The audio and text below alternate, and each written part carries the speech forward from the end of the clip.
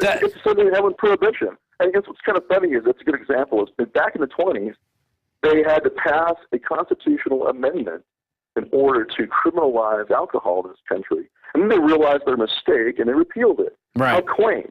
Nowadays, that's what they should have to do is pass an amendment. You want to give Congress the power to regulate everything under the sun, then sponsor an amendment and get it passed. Otherwise, go stuff it. Exactly. So you're right. Eventually this country will realize that we're making the same exact mistake as during Prohibition. It's growing the cartels. It's feeding these criminal underground gangs. It's only going to get worse, and it's also growing corruption. Totally agree. I'm not going to find any argument there. Moving on, I get a few emails from people want to know an update on the case. I haven't said anything about it since we went to Pittsburgh. I made a little video where I went to the spot actually where the incident took place. I shot some iPhone video, and there it is up on screen now. It's right in front of the Cathedral of Learning, where the Pittsburgh police and other police agencies around the country came in for this big party to push around Pitt students. And this is after they were done running security for the G20. And so anyway, Stuart, why don't you give everybody an update on that? Well, the latest is that they're offering $10,000 as their latest settlement offer. That's about the best we're going to get as an offer. And so, this is AIG on the other side. That's the insurance company, so it's no surprise. Yeah. And so, it's an absurdity, as you call it. What did you call it earlier? You called it shoe money. What was that? Shoe fly money. What'd you call it? Oh, yeah. Shoe fly. Get out of here. Get out of here. Yeah, Here's some money. Get out of here.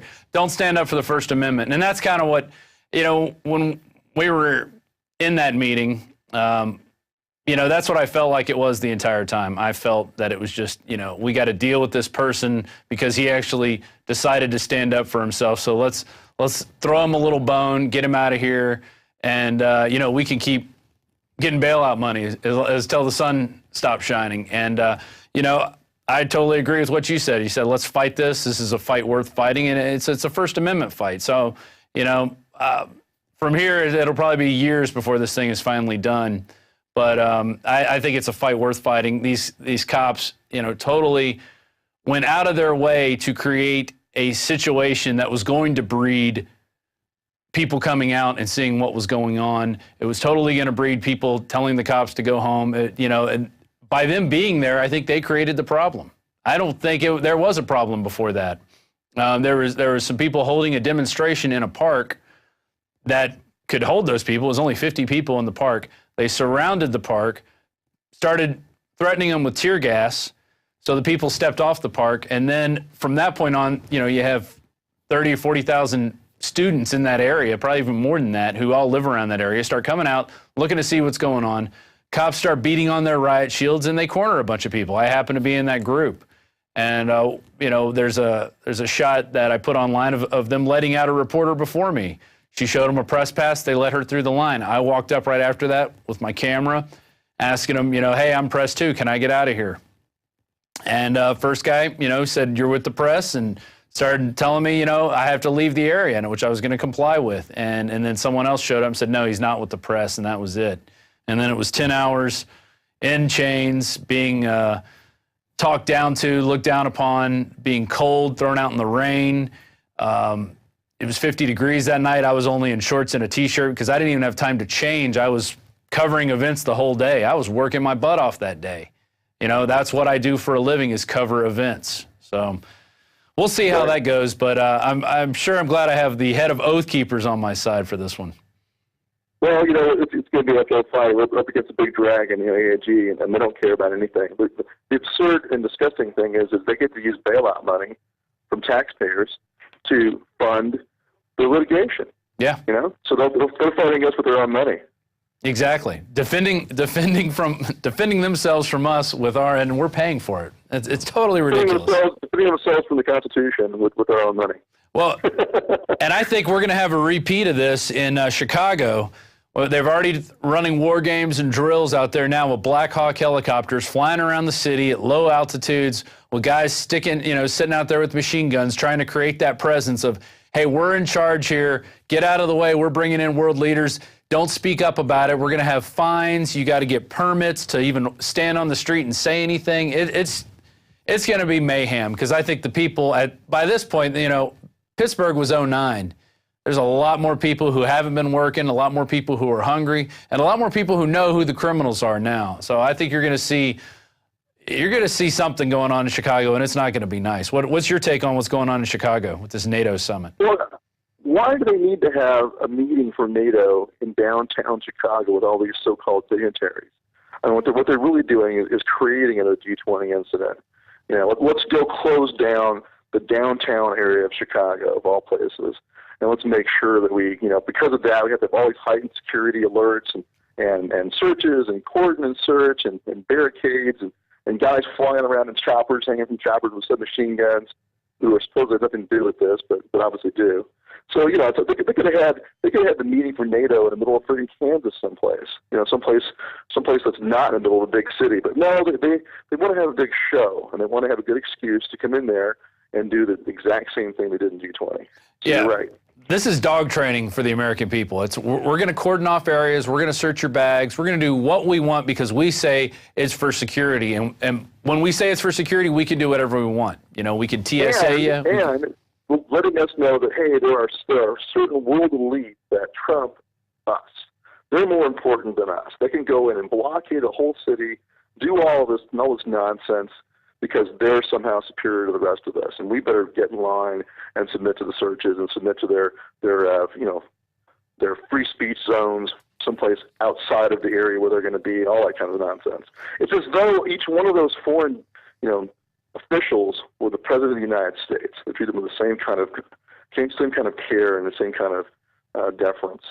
Yeah, it's sick. And now we've got in Houston, Sheila Jackson Lee's partnering up with the DHS, and they're going to put TSA workers in disguises on city buses. I mean, that is just ridiculous beyond a shadow of a doubt. I can't even believe that I'm reading this story in 2012, that we're going to have secret police running around trying to catch people, doing whatever. I mean, being people. People are mad that the economy's not good? Latent crime. Yeah, I mean, there's no crime even being committed unless riding on a bus is a crime now. I mean, did that become a crime in Houston? I don't know. But now we have to have police officers on the buses, and they're not even police officers in uniform. They're fake police officers. They don't take an oath to the Constitution. They carry they have a fake badge. They have this fake authority given to them by the federal government and the DHS, Janet Dungbeetle Napolitano. And they're going to be going around looking for things to do. They're going to be looking for crimes. This is pre-crime on a whole new level. What's your take on that? Well, yeah, and they're not even talking about looking for a situation where they have probable cause that a crime has been committed, or particular people or places to be searched. This is direct violation of the Fourth Amendment. This is exactly the kind of fishing expedition and suppression and intimidation that the Fourth Amendment was meant to stop. And the founders had gone through the warrantless searches of the general, writs of assistance, general warrants, so they can just come in and search wherever they want to. And that's why they wrote the Fourth Amendment. They wanted to stop that kind of stuff, that kind of intimidation and fishing expedition. And yet here we go. We're experiencing the exact same abuse and violation of our rights that compelled our forefathers to take up arms. Yeah, it's the totalitarian tiptoe, and it's happening every day, every week. They just notch it up a little bit. So maybe some people don't see it, so they don't care. Some people are affected by it, but they're such a small minority that they can't speak out, or they don't speak out, and it just keeps going and going and going. And pretty soon, in 10 years, we're going to look back and go, how the hell did we get here? We're all wearing tracker bracelets. Our cars are going to have tracker chips in them. I mean, it's beyond the pale at this point. Yeah, go to the airport. That's what America is going to be eventually, everywhere. Yeah. And eventually they'll have sidewalk checkpoints, random checkpoints on the sidewalk. You have to go through a metal detector and get patted down and felt up by some guy with blue gloves on. God. That's what they want. The long-term goal is to make all of America like an airport. Well, some people are fighting back, yourself included.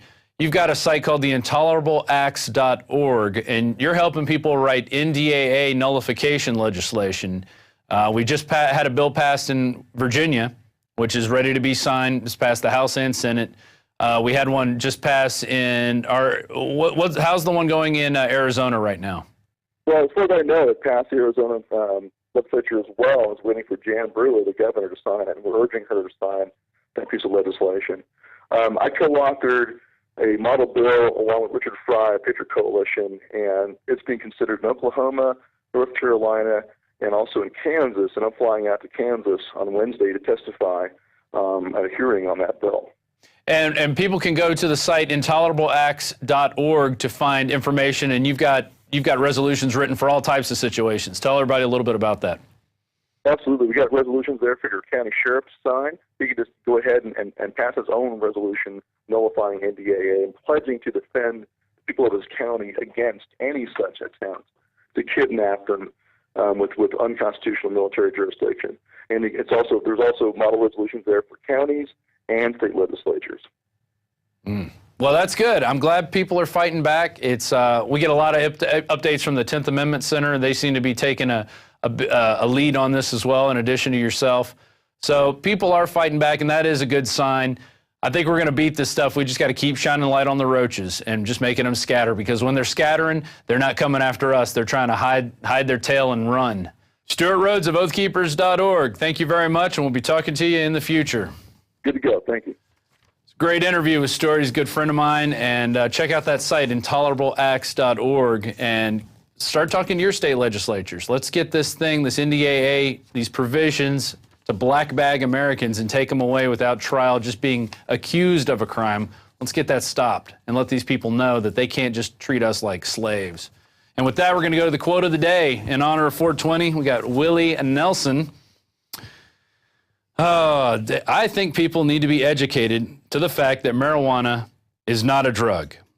Marijuana is a herb and a flower. God put it here.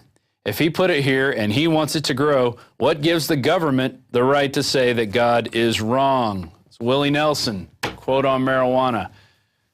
Happy 420, everybody. It's the end of our week. We had a lot of news. This was a great week. We put together a lot of stuff, and we're going to keep coming and doing it every day of the week as long as we can. Please consider subscribing to us if you're watching this on YouTube. You go to prisonplanet.tv or infowarsnews.com. You can sign up. It's 15 cents a day. We surely do appreciate all the subscribers who are watching, the ones who tell us even when we're on a little bit late, although tonight we're going to be on time, or we went on time. We really do appreciate all your support. We're going to take this thing to the next level. Thank you for working with us. We're working out the kinks. We're making stuff happen. We're building really cool graphics and hopefully bringing you the information to empower yourselves out there, because that's the most important thing. It's not how flashy it looks. It's, are we giving you information to help yourself in your life and escape tyranny when you can? With that, I'm Rob Dew. Thank you very much for watching InfoWars Nightly News.